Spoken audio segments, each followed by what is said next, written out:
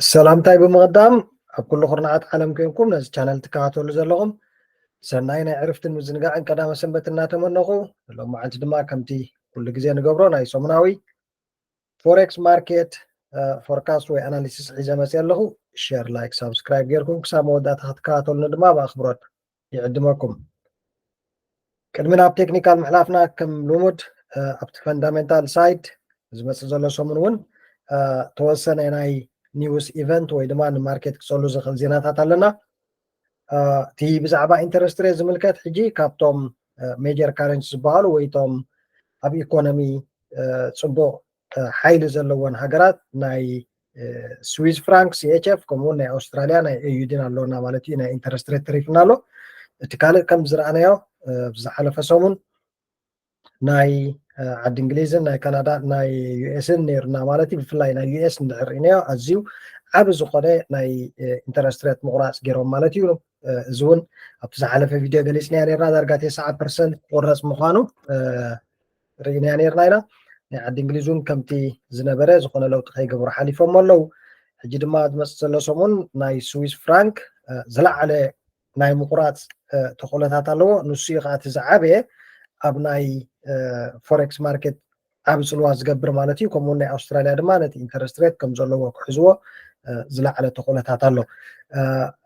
ካልእ ድማ ናይ ፒኤምኣይ ወይቲ ፓርቼዚንግ ማናጀርስ ኢንዴክስ ዝበሃል ናይ ብምሎም ቶም ካረንሲስ ብፍላይ ናይ ዩሮ ናይ ዩኤስዲ ዝኣመሰሉ ዝወፀሉ ሰሙን እዩ እቲ ፓርቼዚንግ ማናጀርስ ኢንዴክስ ወይ ፒኤምኣይ ዝበሃል ብዙሕ ንማርኬት ሓይሊ ዘለዎ ኒውስ ኣይኮነን ግን ብሓፈሻ ኣብ ማርኬት ንእሽተይ ቮላቲሊቲ ክሬት ክገብር ይኽእል እዩ ማለት ስለዚ እቲ ፋንዳሜንታል ሳይድ ብዝያዳ ክንግደሰሎም ዘለና ናይ ሲኤችኤፍ ኢንተረስት ሬት ከምኡውን ናይ ኣውስትራልያ ናይ ኢንተረስት ሬት ማለት ብፍላይ ድማ ኤዩዲ ካረንሲ ስትሬት ክንገብር እንድሕር ጌርና ወይ ድማ ሲኤችኤፍ ካረንሲ ትሬት ክንገብር ኮይና ነዚኦም ነቲ ካላንደር ምርኣይ ኣዝዩ ከገድሰናይ ማለት እዩ ቀፂልና ናብ ዶላር ኢንዴክስ ወይ DXY ክንመፅእ ኢና ምክንያቱ ዶላር ኢንዴክስ ኩሉ ግዜ እቲ መበገሲ ፖይንት ናህና DXY ሓይሊ ናይ ዶላር ከመይ ክኸውን እዩ ወይ እንታይ ፖቴንሻል ክህልዎ ይኽእል እዩ እንዳርኣና ማለት እዩ ቅድሚ ናብኡ ምሕላፍና ግን እቲ ናይ ጂኦፖለቲክስ ዘሎ ኩሉ ግዜ ንማርኬት ኤክስፔክትድ ክትገብሮ ዘይትኽእል ወይ እቲ ቴክኒካል ክፃወሮ ዘይክእል ሓይሊ ከምፅእ ይኽእል እዩ ስለዚ እቲ ጂኦፖለቲክስ ዘሎ ብሓፈሻ ድማ ናይ ኩናት ገለ ዘሎ በብወገና በብዘለናያ ማለት እዩ ቅድሚ ናብ ማርኬት ምእታውና ኣናሊሲስ እናገበርና ወይ ኒውስ ዝህቡ ዌብሳይታት እናተኻተልና ኩነታቱ እንዳሰዓብናዮ ክንከይድ ኢና ማለት እዩ ኦኬ ናብ DXY ወይ ዶላር ኢንዴክስ ምስ እንመፅእ ዶላር ኢንዴክስ DXY ዝሓለፈ ሰሙን እዚ ማርኬትና ኣናላይዝ ክንገብር ከለና ኣብዚያ ነይራ ማለት እዩ ስትሬት ኣዌይ ካብዚ 100.5 ዘሎ ኤርያ ድማ ካብዚ ሪጀክት ናይ ምዃን ተኽእሎ ክህልዎ ይኽእል ኢልና ኢና ኣናላይዝ ጌርና ነርና ዋላ ምስቲ ናይ ኢንተረስት ሬት ዝነበረ ብዙሕ ቮሊዩም ፎርማ ኣይገበረትን ስቲል ኣብ ኮንሳሊዴሽን እያ ዘላ ዳርጋ ሰሙን ሙሉእ ኣፕ ኤንድ ዳውን ኣብዚ ሬንጅ ዘሕሊፋቶላ ማለት እዩ ስለዚ ነዚ ዝመፅእ ዘሎ ሰሙን ድማ ቮሊዩም ክመፅእ ዘለዎ ተኽእሎ ዝለዓለ እዩ ማለት እዩ ስለዚ ማርኬት ኣብ ኮንሳሊዴሽን ኣትልና ኣሎ 101 ብሬክ ኣፕ ትገብረሉ ግን እዚ ኤርያ እዚ ብሬክ ኣፕ ትገብረሉ ፕራይስ ናብ 102 ናብዚ ማለት እዩ ከምኡ እናበለ ናይ ቡሊሽ ናይ መሓዝ ተኽእሎ ክህልዎ እዩ ማለት ስለዚ እዚኣ ፅቡቅ ጌርና ክንከታተላ ኢና ነዚኣ 101 ብሬክ ኣፕ ትገብረሉ ግን ዝለዓለ ፕራይስ ቡሊሽ ናይ ምኻድ ፕሮባቢሊቲ ወይ ድማ ተኽእሎታት ክህልዎ እዩ ማለት ስለዚ ካብታ ላስት ዊክ ኣናላይዝ ዝገበርናያስ ብዙሕ ኣይከደተን ኦፍኮርስ ነዚ ብሬክ ኣይገበረቶን ፕራይስ ተወሰነ ምስቲ ናይ ኢንተረስት ሬት ከይዱ ነይሩ ግን ሆልድ ክገብሮ ኣይከኣለን እቲ ቡሊሽ ሞመንተም ሆልድ ክገብር ኣይከኣለን ስለዚ ማርኬትና ኣብ ሬንጅ ኣሎ ነዚ ብሬክ ኣብ ዝገብረሉ ግን ቡሊሽ ናይ ምኻድ ተኽእሎ ክህሉ እዩ ማለት እዚኣ ሶም እዚኣ ናይ ዶላር ቡሊሽ ናይ ምኻድ ፖቴንሻል ክህልወና ይኽእል እዩ ብሓፈሻ ድማ እዚ 100.2 ኤርያ ነዚ ላስት ዊክ ስቶፕ ሃንቲ ገይሩ ተመሊስዎ ዘሎ ነዚ ብሬክ እንድሕር ገይርዎ ግን ኦል ደ ወይ ሴል ኦፍ ናይ ምኻድ ተኽእሎ ክህልዎ እዩ ስለዚ ከምዛ ዘላታ ጌርና ማርክ ንግበራ ነዚኣ እናተኻተልና ድማ ነቶም ሒዝዮም መፅኦ ዘለኹ ጂቢፒ ዩኤስዲ ዩሮ ዩኤስዲ ዩኤስዲ ሲኤችኤፍ ዝኣመሰሉ ፔርስ ድማ እዚኣ ሓንቲ መበገሲት ፖይንት ክትኮነና ማለት እዩ ብምቕፃል ናብ ጂዩ ክንመፅእ ኢና ወይ ግሬት ብሪቴን ዩኤስ ዶላር ጂዩ እውን ላስት ዊክ ኣብዚኣ ነራ ኣናሊሲስ ናና እንድሕር ርኢናያ ኮይና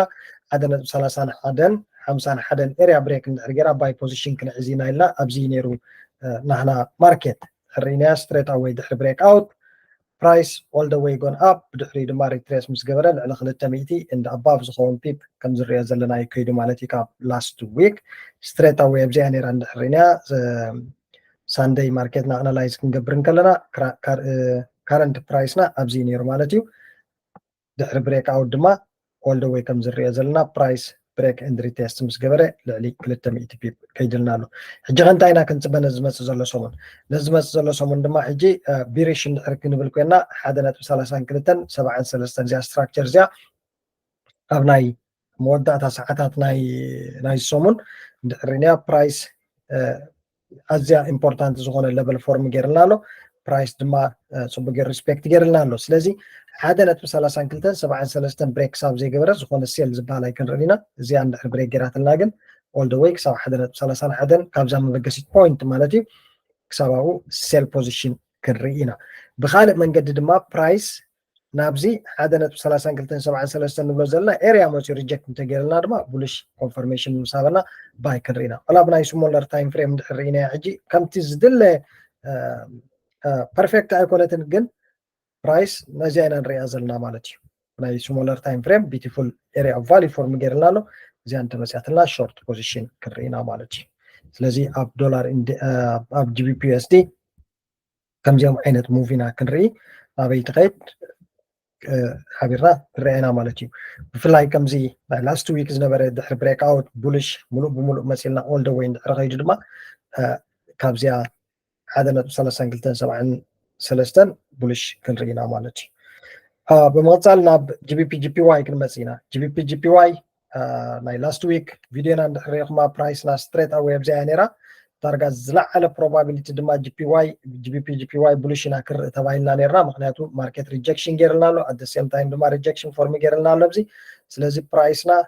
ካብዚ ባይ እዩ ዝዓበየ ባይ ግን ነዚ ስትራክቸር ዝብሬክ እንተገይርዎ ከዓ ዝዓበየ ባይ ኢልና ነርና ማለት እዩ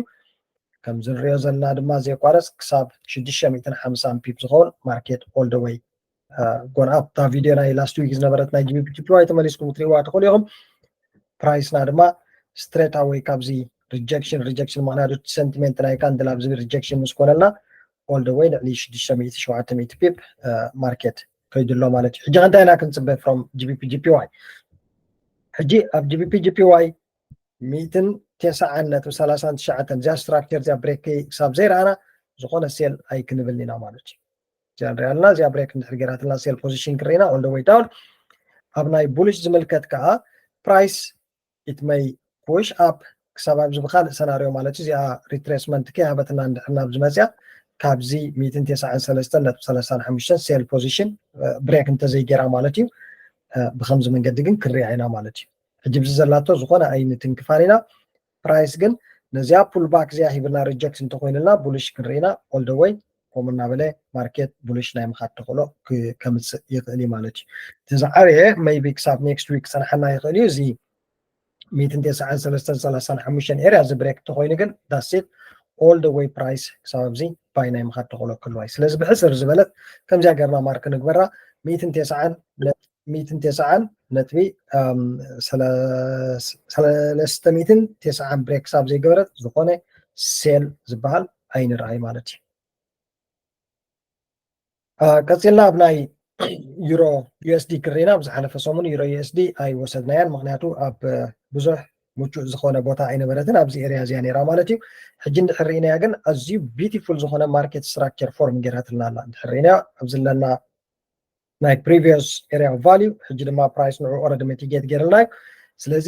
1.1190 ነዚኣ ብሬክ ክሳብ ዘይገበረ ዝኾነ ባይ ዝበሃል ኣይክንርኢ ኢና ካብዚኣ ሪጀክሽን ምስ ንረክብ ግን ፕራይስ ሴል ፖዚሽን ክሳብ ኣብዚ ኦል ደ ዌይ ዳውን ክርኢና ማለት ስለዚ ዩሮ ዩኤስዲ ኣዝያ ብልፅትላትና ዝኾነ ፕራይስ እዚኣ ስትራክቸር እዚኣ ክሳብ ብሬክ ዘይገበራ ዝኾነ ባይ ዝበሃል ከይንርኢ ኣብዚኣ ማርኬት እዚኣ እዚኣ ብሬክ ኣብ ዝገብረልና ግን ብሬክ ኤንድ ሪቴስት ርኢና ኦል ደ ዌይ ንላዕሊ ቡሊሽ ክንሕዝ ኢና ማለት ስለዚ ዩሮ ዩኤስዲ እውን ኣዝያ ዝበለፀት ካብ ጂቢፒ ዩኤስዲ እውን ሕጂ ዩሮ ዩኤስዲ ትበልፅ ኣላ ማለት እዩ እቲ ስትራክቸር ፎርም ጌራቶ ዘላ ንሪኢ ኣለና ካብዚ ሪጀክሽን ንዕረኺብና there is high probability market all the way ሴል ክኸይድ ነዚ ብዘለዎ ብሬክ እንድሕር ጌርልና ኸ all the way ንባይ ፖዚሽን ክንሕዝ ኢና ማለት ስለዚ ዩሮ ዩኤስዲ ኣብ ኣዝዩ ኣገዳሲ ቦታ ኣላትና ኣብዚ ካልእ ዩኤስዲ ሲኤችኤፍ እዚኣ ብልፅቲ ሰጣብ ኣላትና ዩኤስዲ ሲኤችኤፍ at the same time ብፍላይ ድማ ኣብዚኣ ማርኬት እዚኣ ተኪራ ክዛረብ ዩኤስዲ ሲኤችኤፍ ኢንተረስት ሬት ናይ ምቁራፅ ዝለዓለ ፕሮባቢሊቲ ኣለዎም ሓሙስ ወይ ረቡዕ ዘሎ ግዜ ኢንተረስት ሬት ዳታ ናቶም ረሊዝ ዝኾነሉ ክቆርፁ ከዓ ዝለዓለ ፕሮባቢሊቲ ኣለዎም ዳርጋ 90% ኢንተረስት ሬት ክቆርፁ እዮም ስለዚ ኢንተረስት ሬት እንድሕር ቆሪፆም እሞ ዶላር ድማ ሓይሊ እንዳደለበ እንድሕር ከይዱ ካታሊስት ክኸውን እዩ ማለት እዩ እዚኣ ማርኬት እዚኣ ብዝበለፀ ካብዚ ዞን እዚ ናይ ምውፃእ ተኽእሎ ክህልዋ እዩ ማለት ስለዚ ሓንሳብ እዚኣ ማርኬት እዚኣ ካብዚ ኣብ ትወፀሉ ድማ all the ways ማርኬት እዚ ከም ዝናበለ ቡሊሽ ናይ ምኻድ ተኽእሎ ክህልዎ እዩ ስለዚ ሓንሳብ ካብዚ ኤርያ እዚ ኣብ ትወፀሉ እዚኣ ማርኬት እዚኣ ብውሕዱ 100-200 ፒፕ ናይ ምኻድ ተኽእሎ ክህልዋ እዩ ስለዚ watch out ብፍላይ ክሳብ ኒውስ ዘሎ ግዜ ዝኾነ ከይወፀት ተፀኒሓ ማለት እዩ እቲ ኒውስ ከም ካታሊስት ኮይኑ ከበግሳ ይኽእል እዩ ማለት እዩ ብካልእ መንገዲ ድማ ብሬክ እንደጌራ ትድዳውን ከዓ ሴል ፖዚሽን በንፃሩ ማለት እዩ all the way ፕራይስ ናይ ምኻድ ተኽእሎ ክህልዎ እዩ ስለዚ ኦቨርኦል ዩኤስዲ ሲኤችኤፍ ኣዝዩ ብሉስ ማርኬት ስትራክቸር እንድሕር ዘኪርናያ ቅድሚ 2 ሰሙን ዝኾን ካብዚ ኤርያ እዚ ንባይ ንሪኣ ነርና ሕጂ ድማ ተመላሊሳ ኣዝዩ ኢምፖርታንት ዝኾነ ዞን ፎርም ስለጌራትና ዘላ ናይዚኣ ብሬክ ኣውት ተፀቢና all the way ቡሊሽ ወይ ድማ ፕራይስ ብሬክ እንተጌርና ድማ ሴል ኦፍ ክርኢና ማለት ስለዚ ዩኤስዲ ሲኤችኤፍ ኣዝያ ኢምፖርታንት ወይ ድማ ብልፅቲ ሰጣብ ካልእ ኣላትና ቀፂልና ኣብ ጎልድ ክንመፅእ ኢና ጎልድ to be honest this market it is very aggressively move ማለት እዩ last week እንድሕርኢናዮ ፕራይስ እዚ ቪድዮ ክንሰርሖ ከለና ኣብዚ around this area ነይሩ ስለዚ ፕራይስ ናብዚ 25-29 ክሳብ 25-30 ዘሎ ኤርያ ናብዚ ክምለሰልና እሞ ፕራይስ ካብዚ ድማ ቡሊሽ ናይ ምኻድ ተኽእሎ ክህልዎ ኢልና ኢና ኣናላይዝ ጌርና ነርና ግን ኣብ ጎልድ እንድሕር መፂና ሕጂ ፕራይስ ስቲል ከምቲ ዝድለቆ እቲ ኤርያ ኦፍ ቫልዩ ፎርማ ኣይገበረልናን ዘሎ ግን there is high probability market overall for the bullish ስለዚ ኣበይና ጆይን ክንገብር ናይ ባይስ ንዝብል ናብ 25-9 ናብዚ ኤርያ እዚ እንድሕር ፑሽ ባክ ይባትና ካብዚ ባይ ክንርኢና ማለት እዩ ብካልኣይ መንገዲ ድማ ፕራይስ እንድሕር ነዚ ብሬክ ጌርልና ክሳብ 25-30 ዘሎ ኤርያ ሴል ክንብል ኢና ማለት እዩ ካብዚ ግን there is high probability buys ሕጂ ብፍላይ ኣብ 2530 እንድሕር ሪትሬስ ገይሩ ፅቡቅ ጌራ ከምፅኣ እሞ እዚኣ ነዚ ስትራክቸር እዚ ሪትሬስ እንድሕር ገይርዎ እዚኣ ማለት እየ just keep buy ኣብዚ ዓመት እዚ ወይ ድማ ኣብዚ ናይ 5-6 ዋርሕ ከባቢ ናብ 30 ናይ ምውፃእ ተኽእሎ ዝለዓለ ክህልዋ እዩ ጎልድ ብናተይ ክሪኦም ከለኹ ማለት እየ ምክንያቱ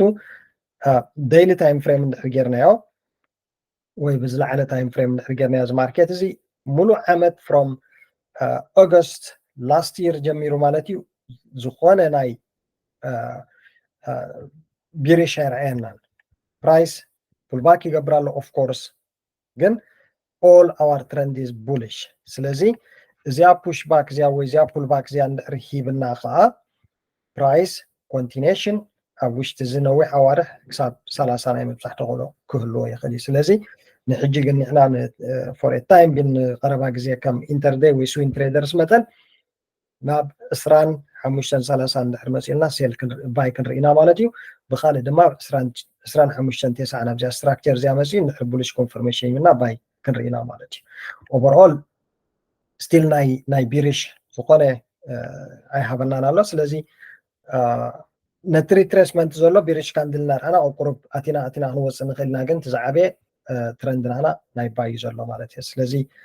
25-9 ባይ ክንርኢና ብዝዓበየ ባይ ግን 25-30 ሓደ እንድሕር ሪትሬስ ገይሩ ከዓ ንነዊሕ ቡሊሽ ፖዚሽን ክርእ ንኽእል ኢና ማለት እዩ ኣብ መወዳእታ ቢቲሲ ቢትኮይን ኣብ ዝሓለፈ ቪድዮና ክንሰርሐን ከለና ኣብዚኣ ነይራ እዛ ቪድዮ እዚኣ እዚኣ ካረንት ፕራይስ ማለት እዩ ሶሪ እንታይ ተባሂልና ነርና ፕራይስ ናብዚ ፑሽባክ ክገብር እሞ ካብዚ ሪትሬስ ምስ ገበረ ከዓ ናብ 64 ናይ ምብፃሕ ትኽእሎ ዝለዓለ ፖቴንሻል ኣለዎ ግን ነዛ 59 ወይ ድማ 58.5 ኤርያ ነዚ ስትራክቸር ዝብሓፈሻ ማለት እዩ እንድሕር ብሬክ ገይርዎ ግን ኦል ደ ዌይ ናብዚ መበገሲ ፖይንት ናብዚ ናይ ምውራድ ትኽእሎ ክህልዎ ኢልና ኢና ኣናላይዝ ጌርናዮ ነርና ከም ዝሪኦ ዘለና ድማ ኦፍኮርስ ፕራይስ ሙሉእ ብሙሉእ ሪትሬስ ገይርልና ኣሎ ብዚ ብድሕሪኡ ድማ እዚ ፑሽ ዝመፅኡ 64 ዋላ ዳ ይህረም እምበር ኦልሞስት 63